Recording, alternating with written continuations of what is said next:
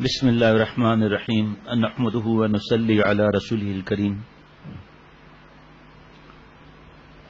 آپ صلی اللہ علیہ وسلم کی سیرت مبارک کاش گھر گھر میں اس کو پھیلایا جائے، چھوٹے چھوٹے بچوں کو بھی پتہ چلے بچپن سے ہی، بڑے ہوں چھوٹے ہوں بوڑھے ہوں، کیونکہ حالات یہ ہیں کہ کچھ پتہ ہی نہیں ہے نا.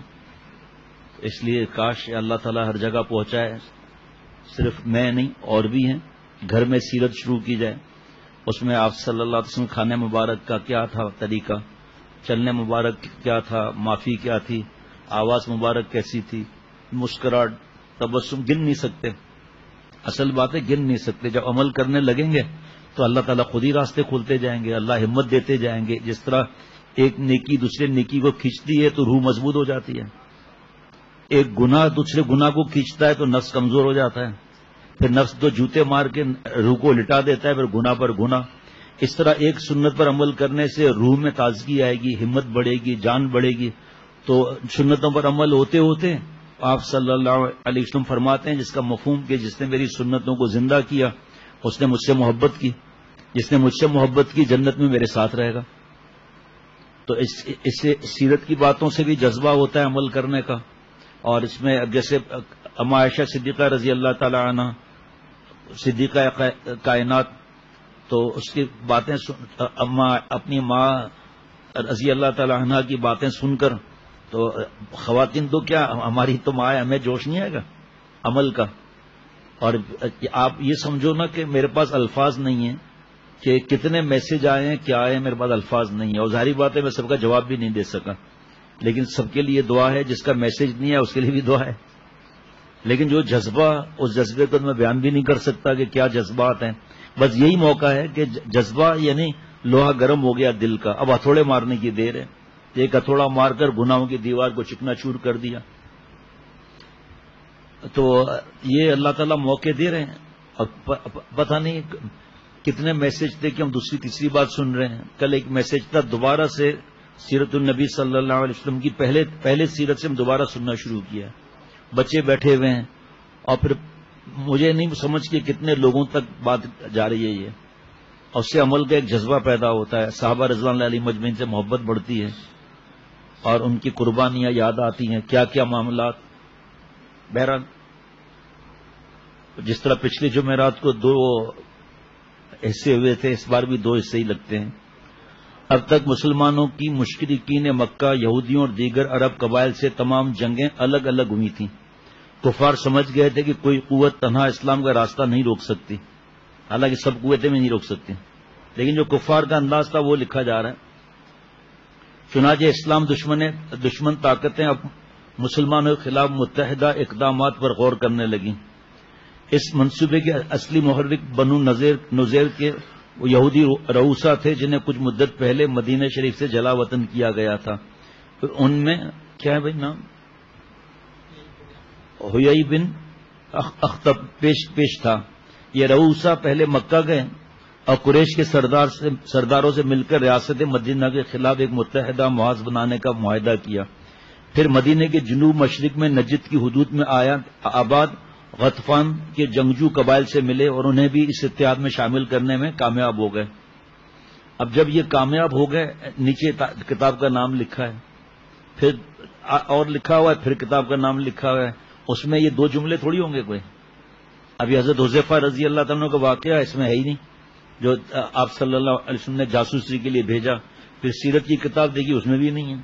پھر مفتی نعیم صاحب سے عصر کی نماز شروع ہونے میں کچھ منٹ تھے تو مسجد میں ہی میں نے پوچھا کہ واقعے کے بارے میں کیا ہے، حکم ہے آپ فرما دیں. فرمایا نہیں، واقعہ بالکل صحیح ہے، فضائل اعمال میں ہے، وہ دیکھ لو. پھر نماز کے بعد مفتی زاہد صاحب کو میں نے کہا، وہ لمبے چوڑے صفحات لے آئے ماشاءاللہ. اب وہ کون لمبے چوڑے صفحات پڑھ سکتا ہے؟ تو کہنے کا مقصد یہ کہ جو زندگی کا اڑنا بچونا ہی یہ بنا لے کہ اللہ کو راضی کرنا ہے، آپ صلی اللہ علیہ وسلم کو خوش کرنا ہے، تو پھر بات ہی ختم ہے. تو کرسی خبر نہیں نکال، کرسی خبر نہیں، یہاں اس طرف لگا دینا.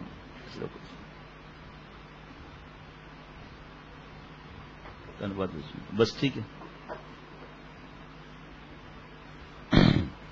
اتنا اس کے اندر تفصیل ہے اس میں، کتنے کلومیٹر دور، مشرق میں کیا، مغرب میں کیا، ایسا لگتا ہے وہاں کھڑے ہوئے ہیں. لیکن ظاہری بات ہے ایسا ہو نہیں سکتا کہ اتنی تفصیل بیان کر سکے. آخر شوال سن 5 ہجری، یہ بھی دیکھتے ہوئے آئیے گا ہجرت کے بعد بھی کتنا ستایا، کس طرح ظلم کیے، کس طرح ستائے گئے، کس طرح راستے بند کیے گئے، کس طرح قافلوں پر چھیڑا گیا.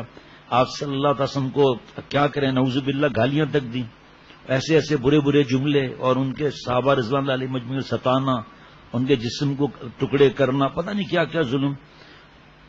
اتحادیوں کا 5 ہجری میں شوال سن 5 ہجری میں اتحادیوں کا سیلاب مدینہ شریف کی طرف امنڈ آیا.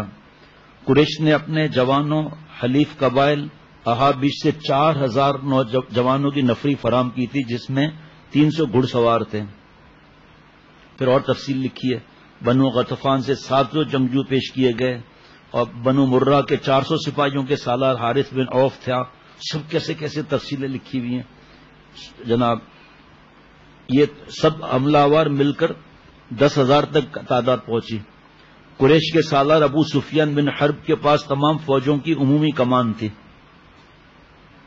حضرت حذیفہ رضی اللہ عنہ موقع بھی ملا تھا ان کو ختم کرنے کا، لیکن حضور صلی اللہ علیہ وسلم کی بات یاد آ گئی کہ کچھ قدم نہیں اٹھانا، تو چھوڑ دیا تھا. پھر اللہ تعالیٰ نے کیسے کیسوں کو ایمان عطا فرمایا ہے جناب. آپ صلی اللہ علیہ وسلم نے اتحادیوں کی روانگی کی اطلاعات پاتے ہی شہر کے حفاظتی انتظامات کا جائزہ لیا. جنوب میں باغات کی دیوار اور مشرق و مغرب میں ہررا کے دشوار گزار ٹیلوں نے حملہ آور کی راہیں مسدود کر رکھی تھی، اس لیے اصل خطرہ شمال کی طرف تھا. عام حالات میں یہاں صرف مورچے بنا کر بھی دفاع کیا جا سکتا تھا، اور اگر دشمن شہر میں گھس آتا تو شہر کی گلیوں میں جا بجا واقع انصار کی قلعہ نما حویلیوں سے ان پر پتھراؤ اور تیر اندازی کر کے انہیں چھٹی کا دودھ یاد دلایا جا سکتا تھا. جیسا کہ غزوہ احد میں نبی اکرم صلی اللہ علیہ وسلم کا ابتدائی منصوبہ یہی تھا، لیکن اب دشمن کی افرادی طاقت اتنی زیادہ اور انتظامات اتنے مکمل تھے کہ یہ معمولی دفاعی حربے کارآمد نہیں ہو سکتے تھے. کھلے میدان میں لڑنے کے نقصانات جنگ احد میں سامنے آ چکے تھے. اس لیے اب آپ صلی اللہ علیہ وسلم کی ادائیں دیکھیں آپ. اور آج جو ہے حضرت فرماتے تھے کہ تمہیں اللہ مخدوم بنائے تو خادم بن کر رہو، لیکن مخدوم اللہ بناتے ہیں تو ہمارے حالات کیا ہوتے ہیں. مقابلے کے لیے نہیں کہہ رہا ہوں ورنہ جرم نہ ہو جائے، لیکن آپ صلی اللہ تعالی وسلم سبق کیا سکھایا میں اس پر عرض کر رہا ہوں. خدا نخواستہ اگر کسی کوئی بات میں حضرت ملانے کی بات آ گئی نا تو بہت بڑا جرم ہو جائے گا. کیسے ملا سکتا ہے؟ کوئی پاگل تھوڑی ہے، گدو بندر سے تھوڑی چھوٹ کر آیا ہے. آپ صلی اللہ علیہ وسلم آخری نبی ہیں، تو یہاں کوئی نبوت کی بات تھوڑی کوئی میں اعوذ باللہ کوئی بات کر رہا ہے. سمجھا رہا ہوں، عرض کر رہا ہوں. دفتر کا کوئی بڑا بن جاتا ہے، یا دین میں کسی دفتر میں یا اور کسی معاملات میں بڑا بن جاتا ہے، اصلاح نہیں کرائی پھول جاتا ہے. یہاں آپ صلی اللہ علیہ وسلم قدم قدم پر حضرت ابو بکر، حضرت عمر رضی اللہ تعالیٰ عنہما کیا خدمت کر رہے تھے.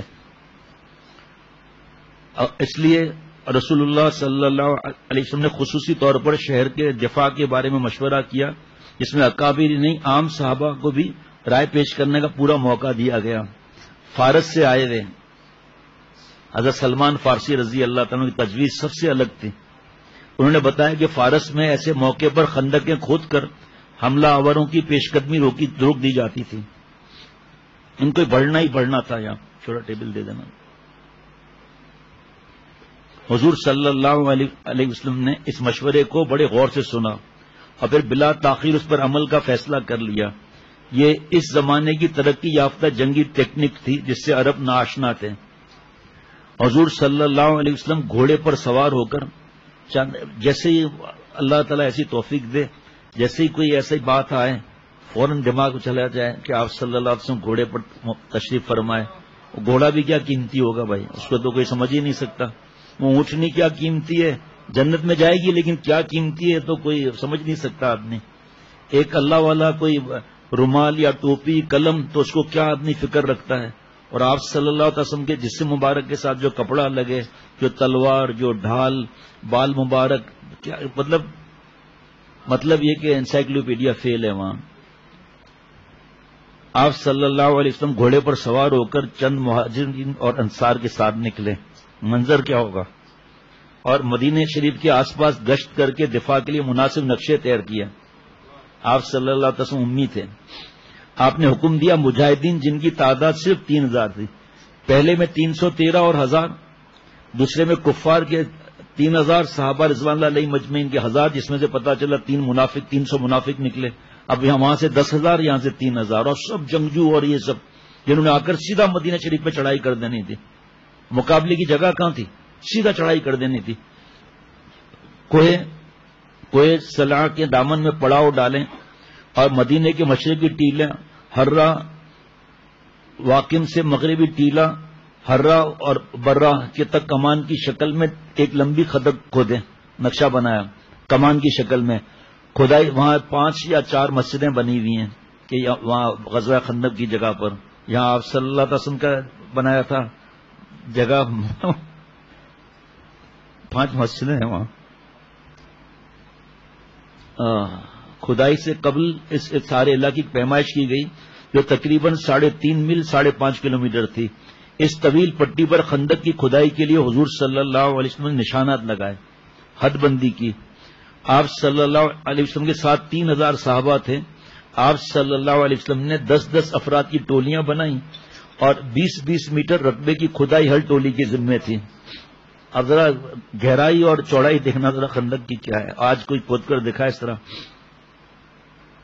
آج کل تو مشینیں ہیں بس.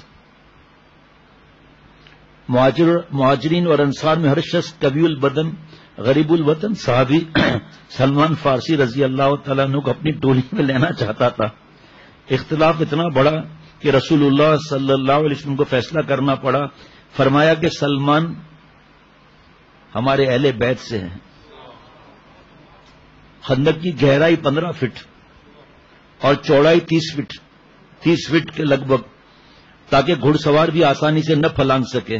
چونکہ وقت کم تھا اس لیے بہت تیزی سے کام شروع کیا گیا. حضور صلی اللہ علیہ وسلم نے وقت کی نزاکت کا اندازہ کرتے ہوئے سب کو اس کام میں لگا دیا. موقع اتنا نازک تھا کہ کوئی بچہ بڑا اس کام سے پیچھے نہیں رہ سکا. بچہ اگر کسی تھوڑی دیر کے لیے کسی کام سے جانا ہوتا تو حضور صلی اللہ علیہ وسلم کی اجازت لیے بغیر نہیں جا سکتا تھا. جو کڑیل جوان تھے وہ کدالوں اور پھاوڑوں سے زمین کھود رہے تھے، باقی لوگ مٹی اٹھا کر کناروں پر جمع کر رہے تھے، جس سے خندق کے اندرونی کنارے پر تقریباً 6 فٹ بلند پشتہ بنایا جا رہا تھا. مٹی اٹھانے والوں میں حضرت ابو بکر اور حضرت عمر رضی اللہ تعالی عنہما جیسے بزرگ حضرات بھی شامل تھے. جلدی میں سب کو ٹوکریاں نہیں مل سکیں، اس لیے حضرت ابو بکر اور حضرت عمر فاروق رضی اللہ عنہما اپنے کپڑوں میں مٹی ڈھو رہے تھے. حضور اکرم صلی اللہ علیہ وسلم کام کی نگرانی اور صحابہ کی حوصلہ افزائی کے لیے بذات خود خندق کے پاس ایک پہاڑی پر خیمہ لگا کر وہیں مقیم ہو گئے. وہاں مسجد بنی ہوئی ہے ابھی. خندق جہاں کسی بڑے حصے سے گزرتی تھی وہاں پہاڑیوں پر مجاہدین کا پہرا لگا کر چوکیاں قائم کر دی گئیں. منظر دیکھیں کیا ہوگا. حضور صلی اللہ علیہ وسلم بھی ایسے ہی دین نہیں پہنچا ہم تک. حضرت فرماتے ہیں اگر اللہ کو سستے میں اللہ مل جاتے نا، مفت میں، تو پھر قدر بھی نہیں ہوتی. جو مفت کی چیز ہوتی ہے ویسی ہی ہوتی ہے. محنت کی چیز کیا ہوتی ہے؟ فرمایا اگر ایسے ہی مل جاتے اللہ کی محبت، ہم گناہوں کے عوض اللہ کی محبت کا نعوذ باللہ سودا کر لیتے ہیں. اس لیے تکلیفوں کے ساتھ دین پہنچا، اور جن کی وجہ سے دین پہنچا آج ان کے شان میں گستاخی کی جاتی ہے.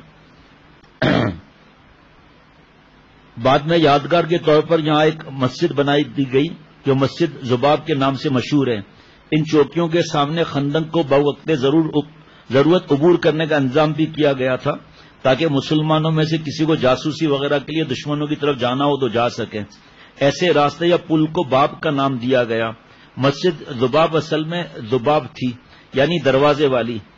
مطلب یہ کہ رسول اللہ صلی اللہ علیہ وسلم کا خیمہ جہاں مسجد ذباب قائم ہے ایسے مقام پر تھا جس کے سامنے خندق پر دروازہ لگایا تھا جو پل وغیرہ کی شکل کا ہوگا، اس لیے اس جگہ کو ذباب کہا گیا.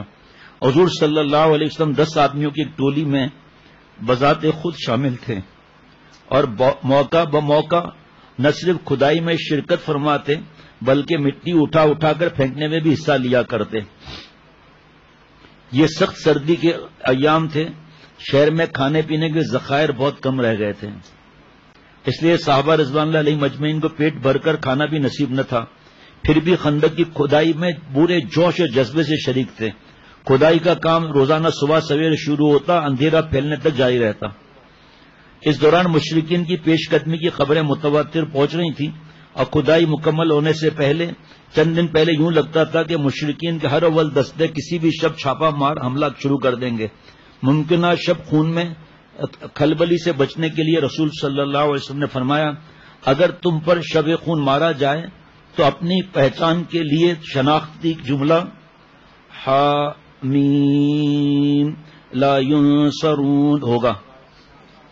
جی ساؤتھ افریقہ میں جب ہم بائی روڈ جا رہے تھے نماز کا وقت اور سفر بہت دور, اب کیا کریں, الٹے ہاتھ پر ایک چھوٹی سی عمارت نظر آئی, چھوٹی سی, وہاں رک گئے, کیا ہے یہ, کا مسجد ہے.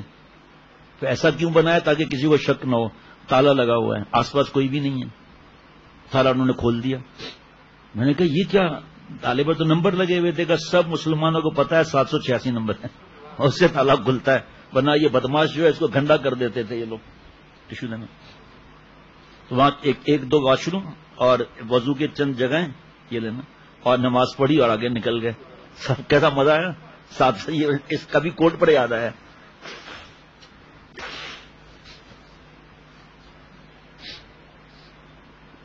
حملے سے قبل کھدائی مکمل کرنے کے لیے مسلمان اپنی ساری قوت صرف کیے دے رہے تھے. نبی اکرم صلی اللہ علیہ وسلم صحابہ کی یہ محنت اور مشقت دیکھ کر ان کا حوصلہ بڑھاتے اور فرماتے اللہم لا عیش الا عیش الاخرہ فاغفر الانصار والمہاجرہ. اے اللہ, اصل زندگی تو آخرت کی زندگی ہے, بس تو انصار اور مہاجرین کو بخش دے. اللہم لا عیش الا عیش الاخرہ فاغفر الانصار والمہاجرہ. اللہم لا عیش الا عیش الاخرہ. صحابہ رضوان اللہ علیہ مجمعین, کیا ہوگا منظر بھائی. صحابہ رضی اللہ تعالی رضوان اللہ علیہ مجمعین رسول اللہ صلی اللہ علیہ وسلم کی دعائیں سن کر اپنے محبت اور ولولے کا اظہار کرتے ہوئے یہ پڑھتے ہم وہ ہیں جو محمد صلی اللہ علیہ وسلم سے بیعت کر چکے ہیں جہاد کی, جب تک ہم باقی رہیں ہمیشہ ہمیشہ کے لیے.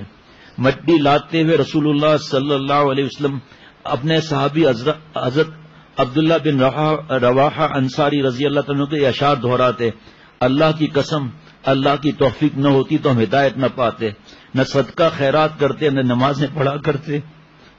اللہ کی قسم اللہ کی توفیق نہ ہوتی تو ہم ہدایت نہ پاتے, نہ صدقہ اور خیرات کرتے نہ نمازیں پڑھتے.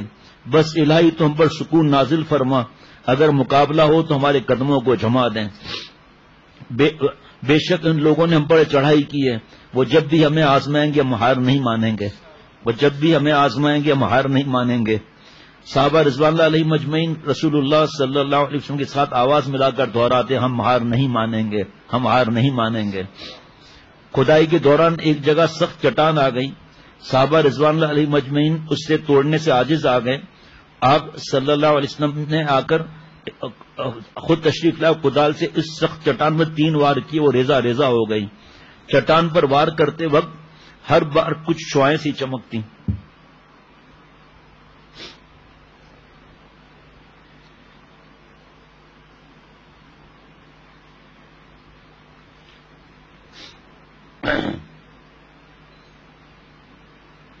مسند احمد اور نسائی میں اس قدر اضافہ ہے کہ آپ صلی اللہ علیہ وسلم یہ حدیث صحیح بخاری میں ہے کہ آپ صلی اللہ علیہ وسلم نے جب پہلی بار بسم اللہ کہہ کر کدال ماری تو وہ چٹان 1/3 ٹوٹ گئی. آپ صلی اللہ علیہ وسلم نے فرمایا اللہ اکبر, مجھ کو ملک شام کی کنجیاں عطا کی گئی ہیں. خدا کی قسم شام کے سرخ مہروں کو اس وقت میں اپنی آنکھوں سے دیکھ رہا ہوں. پھر آپ صلی اللہ علیہ وسلم نے دوسری بار کدال ماری تو دوسرا 1/3 ٹکڑا ٹوٹ کر گرا. آپ صلی اللہ علیہ وسلم نے فرمایا اللہ اکبر, فارس کی کنجیاں مجھ کو عطا ہوئی. خدا کی قسم بدائن کے کسرے ابیض کو اس وقت میں اپنی آنکھوں سے دیکھ رہا ہوں. تیسری بار آپ صلی اللہ علیہ وسلم نے بسم اللہ کہہ کر کدال ماری تو بقیہ چٹان بھی ٹوٹ گئی. آپ صلی اللہ علیہ وسلم نے فرمایا اللہ اکبر, یمن کی کنجیاں مجھ کو عطا ہوئی. خدا کی قسم صنعا کے دروازوں کو میں اپنی آنکھوں سے اس جگہ کھڑا دیکھ رہا ہوں.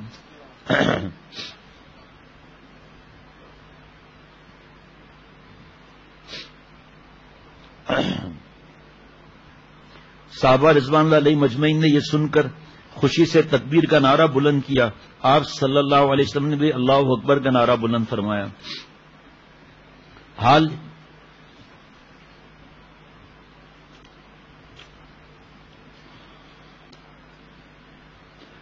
حال یہ تھا کہ صحابہ رضوان اللہ علیہ مجمعین نے 3 دن سے کچھ نہیں کھایا تھا. منافقین جو اپنی ساکھ بچانے کے لیے بادل ناخواستہ ساتھ تھے باتیں بنانے لگے کہ جان کے لالے پڑے ہیں، مگر نعوذ باللہ مشرق و مغرب کی فتوحات کے مجدے سنائے جا رہے تھے. وہاں بھی بدماشیاں، عین وقت پہ بھی بدماشیاں. جتنا یہود و نصارہ کے ظلم سب ان کی باقیات ہیں یہ، اور ہم لوگ نعوذ باللہ ان بدماشوں کی نقلیں کرتے ہیں، کپڑوں میں، شادیوں میں، ناچ میں، بالوں میں، دھوکے بازی میں. آپ کو پتا ہے میں اخبار بھی الحمدللہ نہیں پڑھتا، مجھے شوق ہے بریکنگ نیوز کا، لیکن جو رہنے والے ہیں وہاں بتاتے ہیں نا کہ اس وقت ان کی ایمانداریوں کا پتہ چل رہا ہے. نمبر 2 مال کس طرح بیچ رہے ہیں، دھوکہ کس طرح دے رہے ہیں، بلیک میل کس طرح کر رہے ہیں. ہمیں ابھی بھی کوئی غرض نہیں ہے اس باتوں سے. اتنا پتا ہے کہ یہود و نصارہ اور ان کی باقیات قادیانی ہو گئے، ہندو ہو گئے، فخر کرتے ہیں نعوذ باللہ ہندوؤں کی نقل کر کے ہماری بہو بیٹیاں. ابھی کیسے زندگی گزر رہی ہے، پٹاخوں کے بغیر کیسے زندگی گزری، ابھی آتش بازی کے بغیر یہ شب کیسے گزری، قبرستان جانے کے بغیر کیسے شب گزری، حلوے پراٹھے اس بار آئے تھے اس کے بغیر کیسے یہ شب گزری. بڑی بڑی اس میں نشانیاں ہیں. جو لوگ ڈرائیں آدمی روک دے کہ بھئی بڑا سخت وقت آنے والا ہے، پھر کھانے کا کیا ہوگا. کبھی ہم سے یہ باتیں مت کریں. کھلانے والا اللہ ہے، وہ ہمیشہ سے ہمیشہ رہے گا، آپ ہماری فکر نہ کرو. اگر ایسا وقت آئے تو چند بکریاں لے کر ہم تھر پار کر چلے جائیں گے. بس آپ کو ہم کو پریشان کرنے کی ضرورت نہیں ہے. چبڑ کھائیں گے، کونٹی بڑ کھائیں گے، پکوں کھائیں گے تو مفت کی ہوتی ہے وہاں پر. چند بکریاں ہیں، دودھ سے جو ہے مکھن بھی بنتا ہے، لسی بھی بنتی ہے، دہی بھی بنتی ہے. اس کو ڈرانے کی کیا ضرورت ہے ہمیں. اور یہ دودھ نکالنے کے چیمپئن بیٹھے ہوئے یہاں پر، ایسا کر کے دبائیں گے انشاءاللہ تعالی دودھ ہی دودھ ہو جائے گا. ایسے ڈراتے ہیں پاگل. اب ہم سب کو اس کریم مطلق کے کرم کا اثر ہے. مفتی نعیم صاحب نے فرمایا نا، ابے وہ کرونا کے بچے ہم کو کیا ڈراتا ہے. آپ کوئی کہتا ہے کہ ابا کا انتقال ہو گیا، دروازہ بند ہو گیا دعا کا. کوئی کہتا ہے کہ اماں کا انتقال ہو گیا، دروازہ بند ہو گیا دعا کا. کوئی کہتے ہیں اللہ والے آسمان پر چلے گئے، دعا کا دروازہ بند ہو گیا. بھائی جو ماں باپ دعا دیں گے، دادا دادی نانا نانی جو دعائیں دیں گے، صرف میرے لیے بابا نے دعائیں کی ہیں، سب بھائیوں کی بات بھی نہیں کر رہا ہے، صرف بابا نے میرے لیے دعائیں کی ہیں یا میرے اولاد اور قیامت تک کی ضروریات کے لیے دعائیں کی ہوں گی، تو دروازہ بند کہاں ہوا. اماں اللہ مغفرت بے صاف 1993 میں چلی گئیں، تو بس وہ جو دعائیں انہوں نے کی تھی وہ وہیں ختم ہو گئیں. آگے کی ہمارے نسلوں کی کوئی دعائیں نہیں کی، دین دنیا کی بھلائی کی کوئی دعائیں نہیں. اسی طرح اللہ والے پھر آگے چلتے جائے، پیچھے چلتے جاؤ چلتے جاؤ چلتے جاؤ. جو راتوں کو اٹھ کے اللہ والے ابھی بھی روتے ہیں، جو روتے تھے. حضرت امام ابو حنیفہ رحمۃ اللہ نے کوئی دعائیں نہیں کی ہمارے لیے. اور پیچھے چلے جائیں، صحابہ رضوان اللہ علیہ مجمعین نے ہمارے لیے دعائیں نہیں کی. پھر آپ صلی اللہ علیہ وسلم دعائیں، یہ نعوذ باللہ اس کے لیے کیا اپنے دماغ میں ہم لوگ پریشان ہو کے بیوقوف کی طرح سوچ رہے ہیں. جب ماں باپ کی اور اللہ والوں کی دعائیں تو ہمارے ساتھ ہیں، تو آپ صلی اللہ علیہ وسلم کی دعائیں ہمارے ساتھ نہیں ہوں گی. پھر اللہ تعالیٰ کے انعامات کے وعدے، اس کی فکر کرنے کی کیا ضرورت ہے بھائی، ہمارا کام ہی نہیں ہے. حقیقت یہ، ارے بھائی یہ واقعہ رہ گیا. مولانا آپ کی ذمہ داری کل کے لیے حضرت جابر بن عبداللہ رضی اللہ تعالیٰ عنہ جو دعوت کی تھی نا، حقیقت یہ تھی کہ اس وقت حضور اقدس صلی اللہ علیہ وسلم خود فاقے سے تھے، مگر اللہ کے وعدوں پر آپ کو اور سچے مسلمانوں کو پورا یقین تھا. حضرت جابر بن عبداللہ رضی اللہ عنہ نے اس دن نبی اکرم صلی اللہ علیہ وسلم کے چہرے انور پر فاقہ کشی کا اثرات بہت نمایاں محسوس کیے. ان سے برداشت نہ ہو سکا، تیزی سے گھر گئے تاکہ کچھ پکوائیں، مگر وہاں بھی جو کے تھوڑے سے دانے اور بکری کے ایک بچے کے سوا کچھ نہ تھا. بکری کا بچہ سب نے دیکھا ہوا ہے کتنا چھوٹا ہوتا ہے. ان کے اہلیہ نے جلدی جلدی وہی جو پیس کر آٹا گوندا اور بکری کے بچے کو ذبح کر کے چولہے پر ہنڈیا چڑھا دی.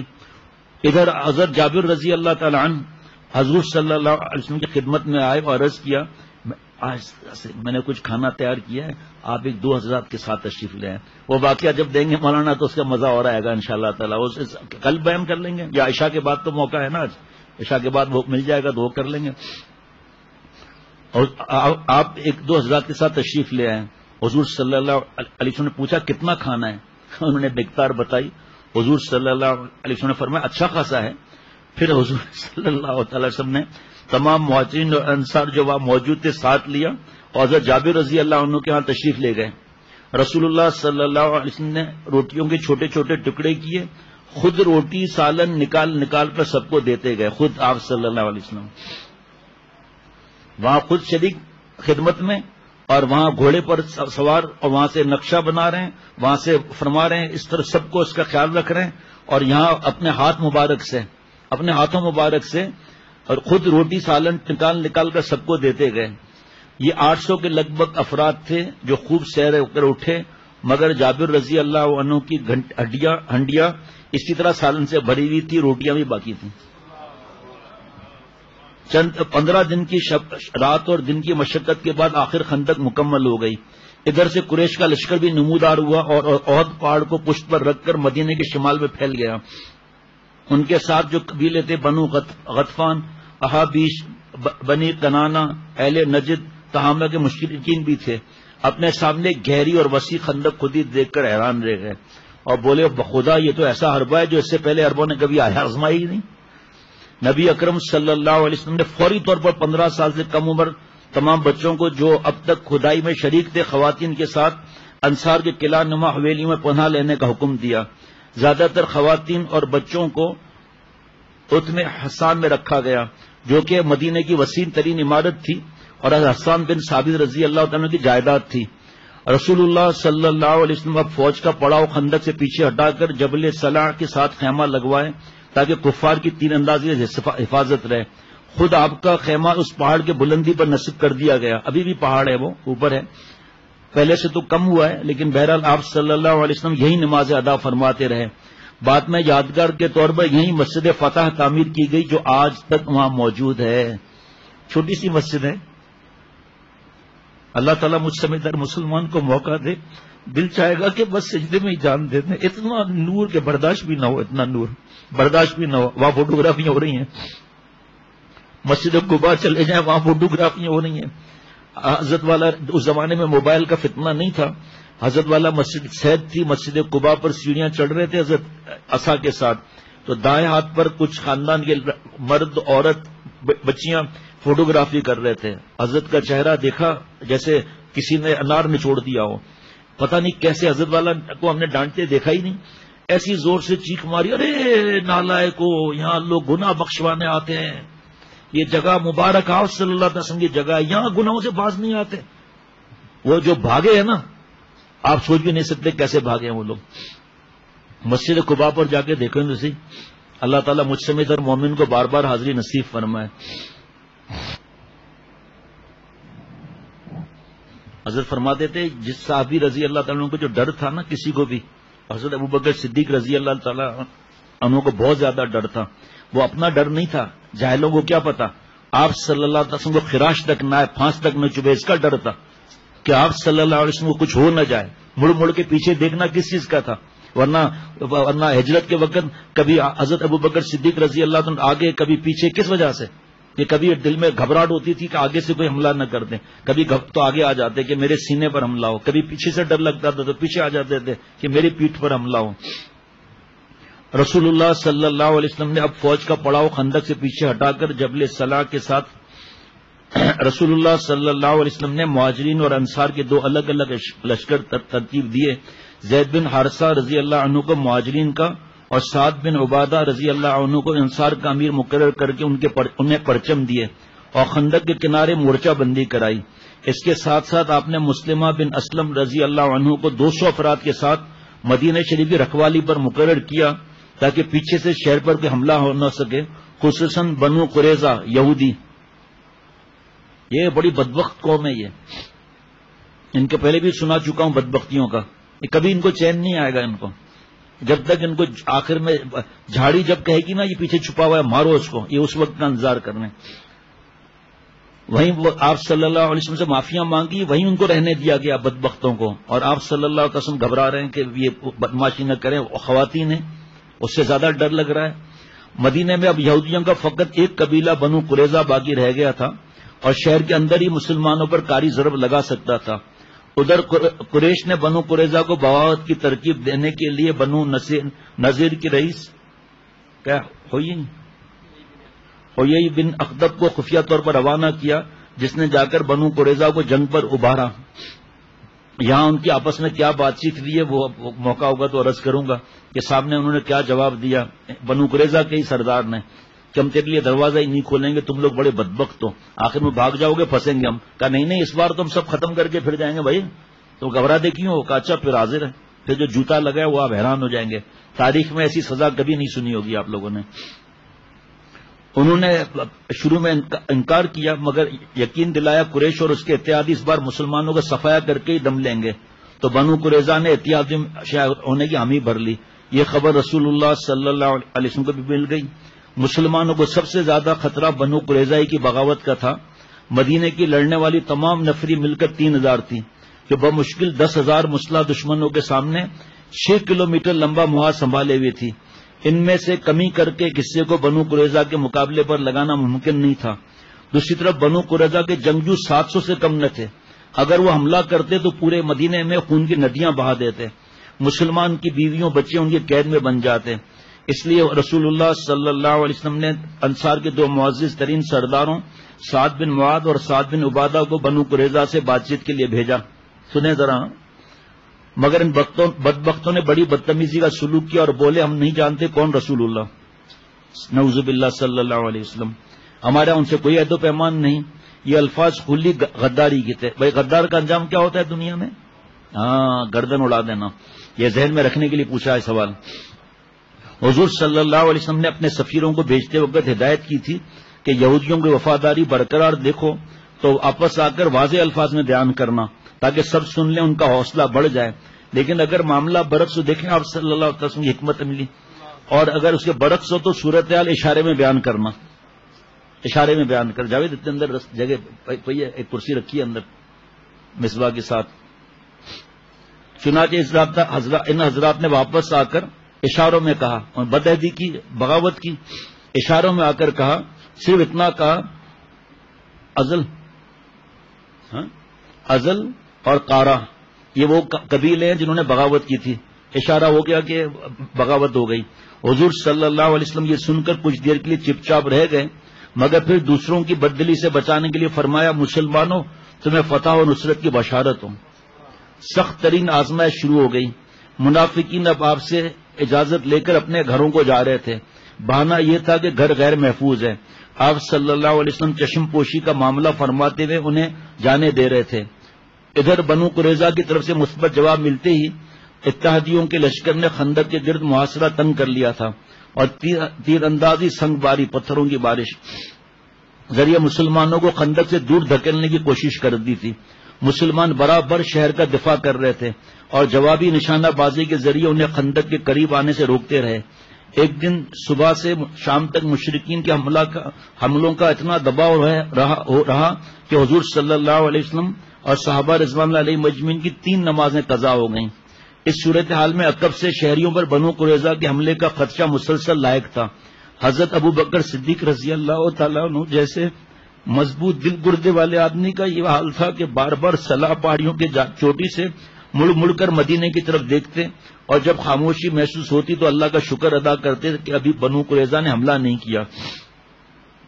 مگر حقیقت یہ تھی کہ بنو قریظہ نے نہ صرف مدینے کی آبادی پر شب خون مارنے کی تیاری کر لی تھی، بلکہ ان حویلیوں کے طرف جن میں عورتیں اور بچے پناہ لیے ہوئے تھے کچھ مسلح افراد کو روانہ کر دیا تھا تاکہ وہ جائزہ لے آئیں کہ حویلیوں کی حفاظت کے لیے مسلح پہرے دار تعینات ہیں یا نہیں، اگر ہیں تو کتنے. ان میں سے ایک یہودی حضرت حسان رضی اللہ تعالیٰ عنہ کی حویلی کے آس پاس منڈلانے لگا، جو سب سے بڑی اور محفوظ قلعہ نما عمارت تھی. اس وقت جہاں سب خواتین اور بچے ہی تھے، مردوں میں حضرت حسان کے سوا کوئی نہ تھا. حضور صلی اللہ علیہ وسلم کی پھوپھی حضرت صفیہ رضی اللہ تعالی عنہ حویلی کی چھت پر کھڑی نگرانی کر رہی تھی. انہوں نے یہودی کو چکر لگاتے دیکھا تو پریشان ہو گئیں. پہلے حضرت حسان رضی اللہ تعالیٰ عنہ سے کہا آپ جا کر اسے مار دیں، ورنہ یہ جا کر دوسروں یہودیوں کو اطلاع دے دے گا کہ اس حویلی کی حفاظت کا کوئی انتظام نہیں ہے. مگر وہ بڑھاپے اور کمزوری کی وجہ سے ہمت نہ کر سکے. آخر حضرت صفیہ رضی اللہ تعالیٰ عنہ نے خود ہی ایک بھاری بھانس اٹھایا، آہستہ سے حویلی کا دروازہ کھولا، دبے پاؤں باہر نکلی، پشت کی طرف سے جا کر یہودی پر ایسے پے در پہ وار کیے کہ اس وہی موت کے گھاٹ اتار دیا. ادھر رسول اللہ صلی اللہ علیہ وسلم نے بنو قریظہ کی حرکتوں پر نظر رکھنے کے لیے حضرت زبیر بن عوام رضی اللہ عنہ کو مقرر کر دیا تھا. وہ اب جان ہتھیلی پر رکھ کر تنہا بنو قریظہ کے 700 جنگجو اور حضرت اکیلے گھوڑا دوڑاتے ہوئے مدینے سے گزر کر بنو قریظہ کے قلعوں تک جاتے، صورتحال کا جائزہ لیتے اور پھر سیدھے خندق پر آ کر آپ صلی اللہ علیہ وسلم کی اطلاع دیتے۔ آپ صلی اللہ علیہ وسلم نے اس بہادری پر بیک ساختہ فرمایا، تجھ پر میرے ماں باپ قربان۔ ایک حضرت سعد رضی اللہ تعالیٰ کو فرمایا تھا، اے سعد میرے ماں باپ تجھ پر قربان، تیر چلا۔ ان واقعات کے بعد کون فلم دیکھے، کون گندی فلمیں دیکھے، کون اخلاق خراب کرے، کون نمازیں قضا کرے، کون اللہ تعالیٰ کو ناراض کرنے کی فکر کرے۔ ایسے حالات میں بھی کتنی خبریں آ رہی ہیں کہ گھر کے اندر فلمیں چل رہی ہیں، گانے چل رہے ہیں، راتوں کو جاگ رہے ہیں، دن میں سو رہے ہیں، نماز وغیرہ جماعت سے کوئی فکر نہیں۔ مشرکین کی طرف سے خندق پر دھاوے برابر جاری تھے۔ ابو سفیان ابھی ایمان نہیں لائے تھے نا، عمر بن عاص، خالد بن ولید، اکرمہ بن ابو جہل اور قریش کے دیگر نامی گرامی سردار گھڑ سواروں کو لے کر باری باری حملہ کرتے۔ ایک دن ان کا نامور سردار نوفل بن عبداللہ خندق عبور کرنے کی کوشش میں گھوڑے سمیت خندق میں جا گرا۔ مسلمانوں نے اوپر سے اسے پتھروں کا نشانہ بنانا شروع کیا۔ اس نے آواز لگائی، اے عربو تلوار سے قتل بہتر ہے۔ اے عربو، پتھر کی بارش ہو رہی ہے نا۔ یہ سنتے ہی حضرت علی رضی اللہ تعالیٰ عنہ شمشیر سونت کر خندق میں کود گئے۔ کتنے فٹ بھائی گیری؟ 15 فٹ 15 فٹ چھلانگ لگا کود گئے اور ایسا وار کیا کہ اس کے 2 ٹکڑے ہو گئے۔ مشرکین پر اس کی موت بڑی گراں گزری۔ انہوں نے رسول اللہ صلی اللہ علیہ وسلم کو پیغام بھیجا کہ نوفل کی لاش ہمارے سپرد کر دیں، ہم اس کے عوض 10,000 درہم دینے پر تیار ہیں۔ رسول اللہ صلی اللہ علیہ وسلم نے معاوضہ لینے سے انکار کر دیا اور صحابہ سے فرمایا لاش ان کے حوالے کر دو، یہ بھی ناپاک ہے، اس کا عوض بھی ناپاک ہے۔ جیسے جیسے معاشرہ زیادہ شدت اختیار کرتا گیا، اہل مدینہ کی تکلیفیں دیکھ دیکھ کر رسول اللہ صلی اللہ علیہ وسلم کا اضطراب بھی بڑھتا گیا۔ آپ کو یاد رہے کہ انصار صحابہ رضوان اللہ علیہم اجمعین نے قربانیوں کے عہد کیے تھے، اب وہ تکلیف میں آ گئے، آپ صلی اللہ علیہ وسلم پر اضطراب کی کیفیت طاری ہو گئی، اور یہ بھی خدشہ تھا کہ کئی انصار ہمت نہ ہار جائیں۔ اس لیے آپ صلی اللہ علیہ وسلم نے دشمنوں کو کمزور کرنے کے لیے ان کے 2 رئیسوں سے جو غطفان کے سردار تھے خفیہ طور پر بات چیت کی اور انہیں پیشکش کی کہ اگر وہ اپنے گروہوں سمیت قریش کا ساتھ چھوڑ کر چلے جائیں تو انہیں مدینے کی پیداوار کا تہائی دیا جاتا رہے گا۔ یہ دونوں سردار قریش سے چھپ کر آپ صلی اللہ علیہ وسلم سے ملنے آ گئے، صلح میں دلچسپی ظاہر کی، مگر ساتھ ہی اصرار کیا نصف پیداوار لیں گے۔ رسول اللہ صلی اللہ تعالی علیہ وسلم نے تہائی سے زیادہ دینے سے انکار کر دیا۔ آخر غطفانی سردار اس پر راضی ہو گئے۔ اپنے ہاتھ میں رکھیں، پھر میں آپ سے لوں گا انشاءاللہ۔ یہ معاہدے کی عبارت لکھ لی گئی، مگر دستخط کرنے سے پہلے حضور صلی اللہ علیہ وسلم نے اوس اور خزرج کے سرداروں حضرت سعد بن معاذ اور سعد بن عبادہ کو اعتماد میں لینا ضروری سمجھا رضی اللہ عنہما، اور انہیں بلا کر ساری بات بتائی۔ وہ بولے، اللہ کے رسول صلی اللہ علیہ وسلم، اگر یہ اللہ کا حکم ہے تو ٹھیک ہے۔ آپ صلی اللہ علیہ وسلم نے فرمایا، اللہ کا حکم ہوتا تو میں تم سے مشورہ بھی نہ مانگتا، اللہ کے حکم کے بعد مشورہ کون سا؟ مگر میں نے جب دیکھا کہ تمام عرب والے تمہارے خلاف متحد ہو گئے ہیں تو میں نے چاہا اس طرح ان کی قوت کم کر دوں۔ یہ سن کر سعد بن معاذ رضی اللہ تعالیٰ عنہ نے عرض کیا،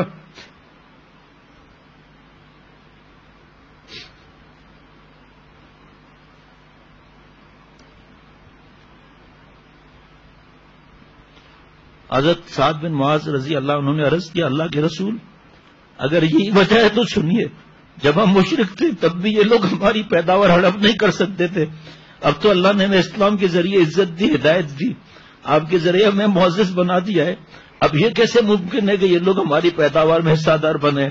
اللہ کی قسم ہمارے پاس ان کے لیے تلوار کے سوا کچھ نہیں ہے۔ کل اما عائشہ صدیقہ رضی اللہ تعالیٰ کو جو واقعہ، اور اس سے پہلے احد اور بدر، تو کبھی اتنے برسوں میں اتنے پیغام نہیں آئے، دوسری دفعہ لوگ سن رہے ہیں اور ہمتیں بڑھ رہی ہیں کہ آج کے بعد ہم گناہ نہیں کریں گے۔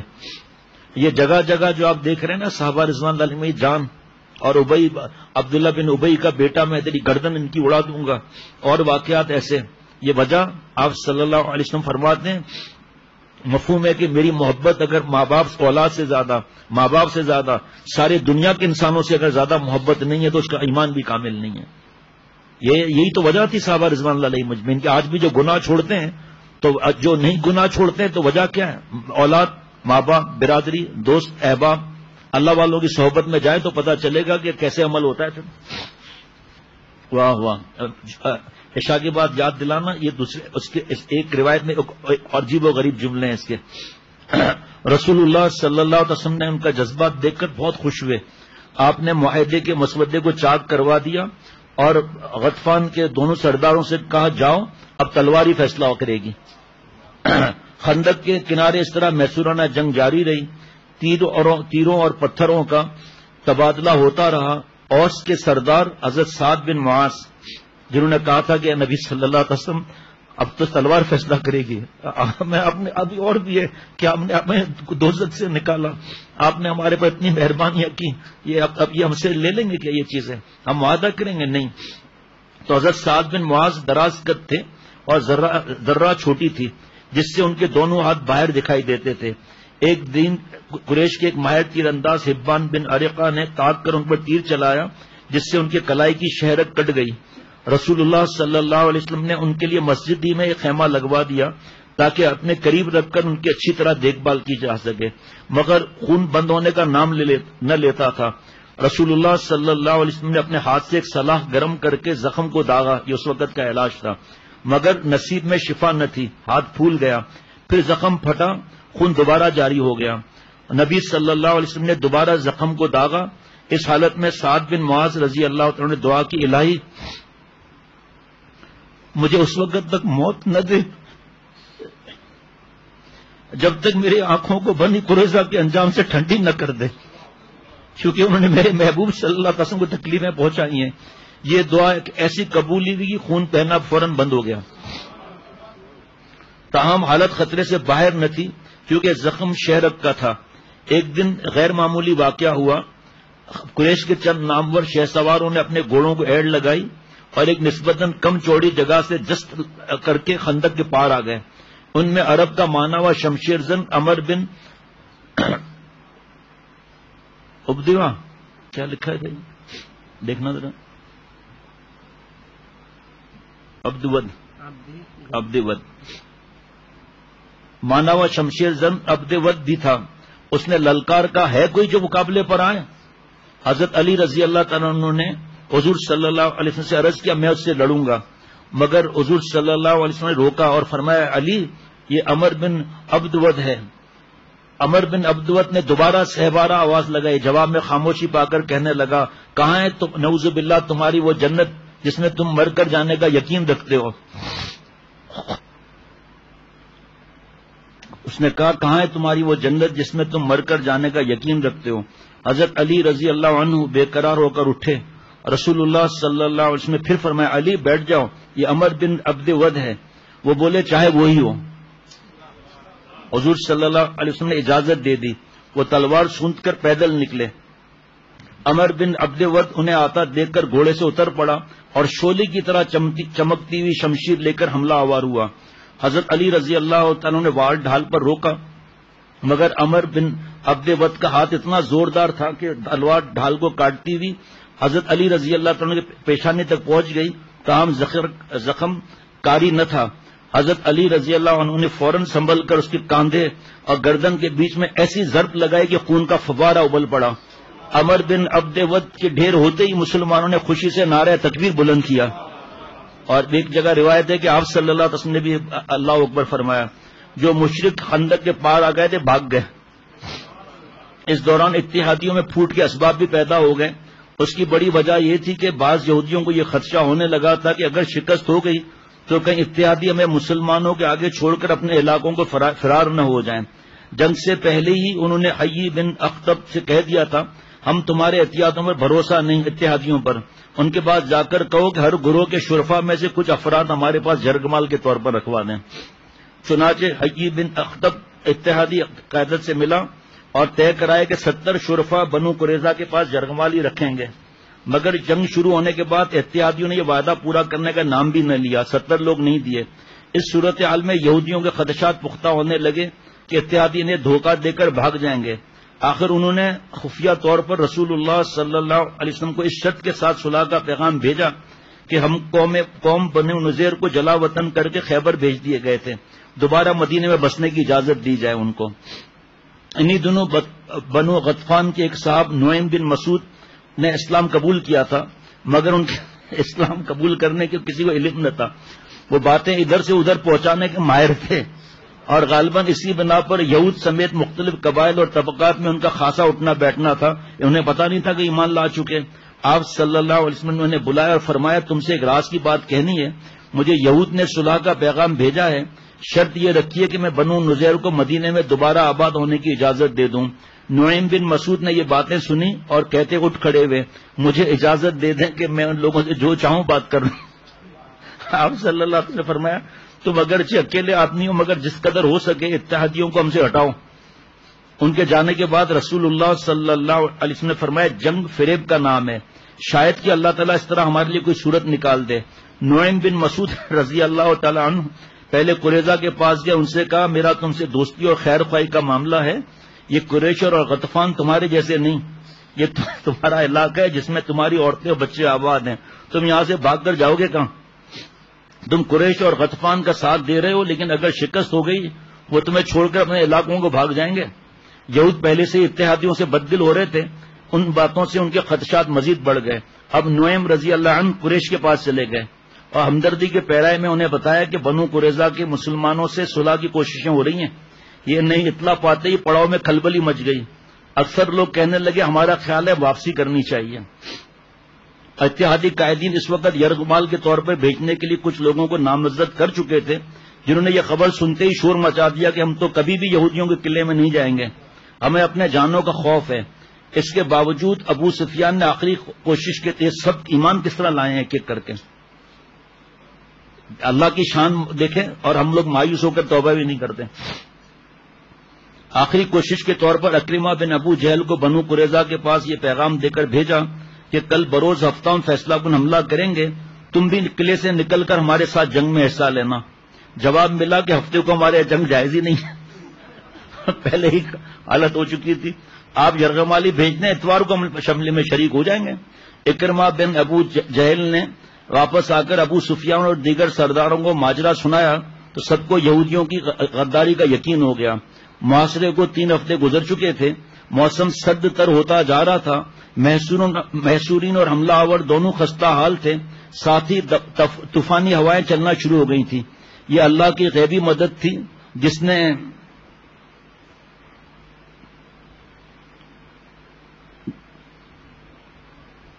اتحادیوں کے حوصلے پست کر دیے. ایک طوفانی اور اندھیری شب میں حضور صلی اللہ علیہ وسلم نے حذیفہ کو دشمنوں کی جاسوسی کے لیے روانہ کیا. کاغذ دے دیں.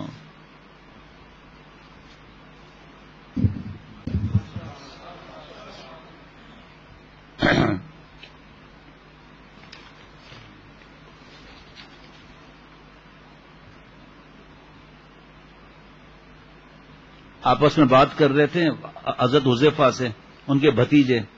تو بھتیجے انہوں نے پوچھا کہ آپ کا حضور صلی اللہ علیہ وسلم کی صحبت میں وقت گزرا، آپ کیا کرتے تھے؟ انہوں نے کہا بھتیجے، اس نے پوچھا آپ رسول اللہ صلی اللہ علیہ وسلم کے ساتھ کیسے برتاؤ کرتے تھے؟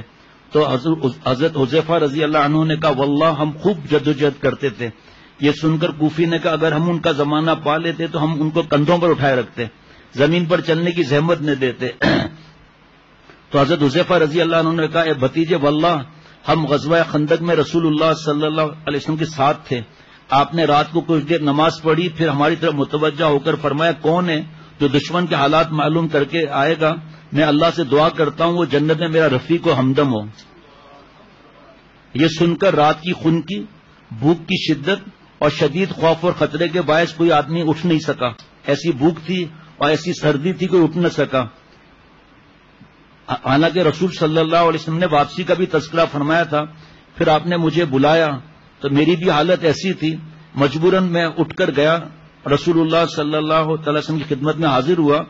تو آپ صلی اللہ علیہ وسلم نے فرمایا کہ اے حذیفہ جا اور دشمن کے پڑاؤ میں گھس جا، دیکھو وہ کیا کرتے ہیں، لیکن میرے پاس آنے تک کچھ کرنا نہیں. اب اس وقت ایسی حالت تھی کہ اے نبی صلی اللہ علیہ وسلم آپ مجھے دعا دے دیجئے. تو آپ صلی اللہ علیہ وسلم نے دعا دی اے اللہ اس کے آگے سے اور پیچھے سے، دائیں سے بائیں سے، اوپر سے نیچے سے حفاظت فرمانا. اور جیسے ہی دعا دی تو فرماتے ہیں مجھے ایسا لگا مجھے نئی زندگی مل گئی ہو. بس میں دشمنوں کے پڑاؤ میں چلا گیا، دشمنوں کے قیامگاہ میں داخل ہو گیا. آندھی اور اللہ کے لشکر نے ان کا برا حال کر دیا تھا. ہانڈیاں الٹ کر رکھ دی تھیں، خیموں کی چوبیں اکھاڑ کر پھینک دی تھیں. اس وقت ابو سفیان نے کہا ہر آدمی اپنے ساتھی اور جلیس کا خیال رکھے، کوئی بیچ میں کوئی اور نہ آ جائے. حذیفہ فرماتے ہیں کہ میں نے یہ سن کر اپنے پہلو میں بیٹھے شخص کا فوراً ہاتھ پکڑ کر پوچھا کون ہے؟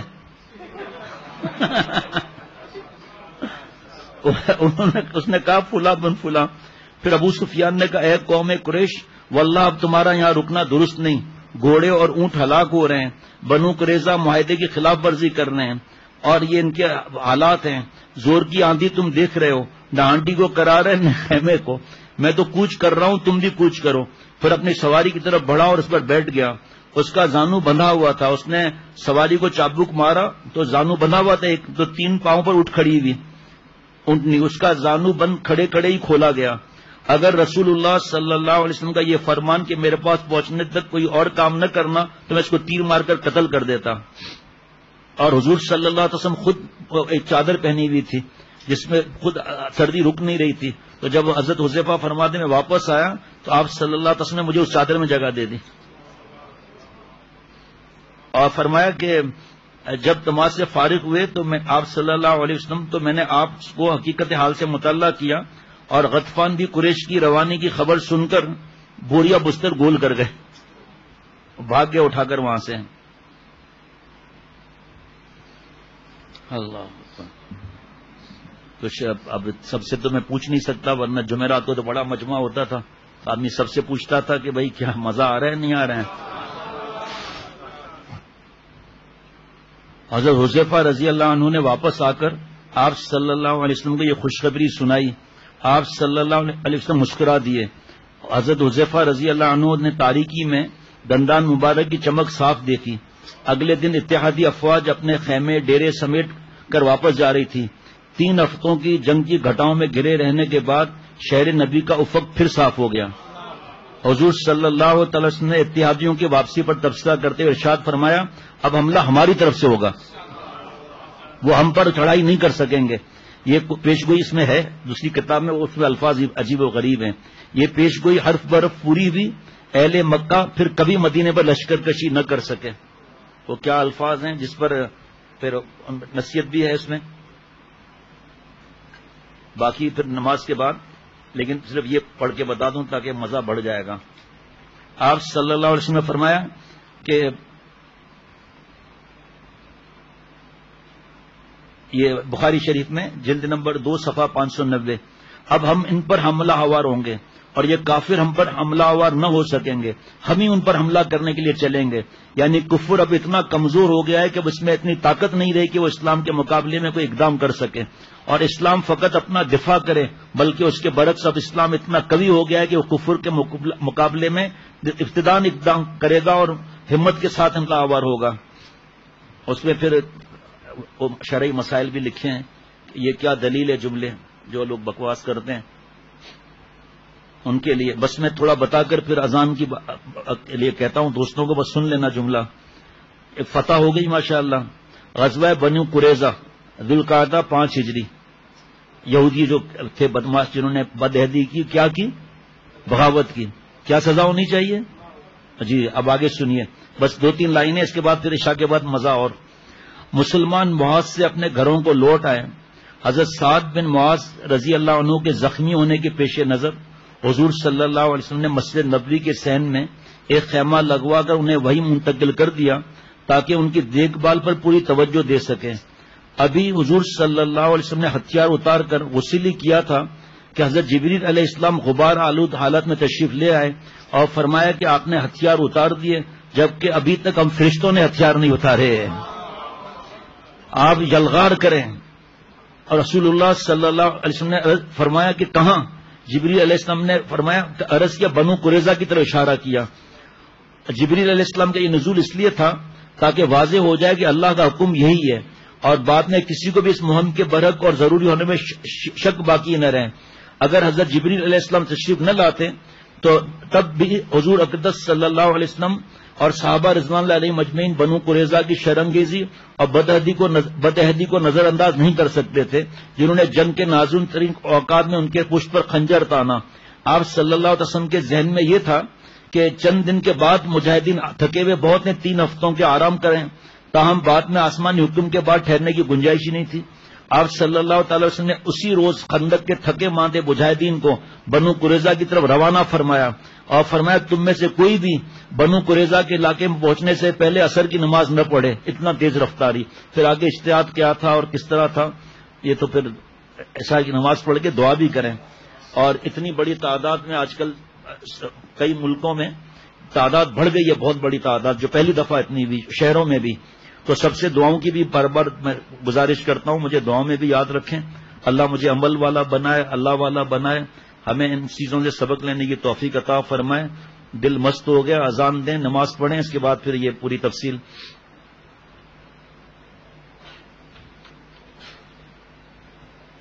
22 ممالک میں 200 جگہ سنا گیا، ماشاءاللہ۔ سب کے اللہ جملہ مقاصد حسنہ پورے فرمائے، بعد میں پر واپس آ کے پڑھتا بھی ہوں انشاءاللہ تعالی۔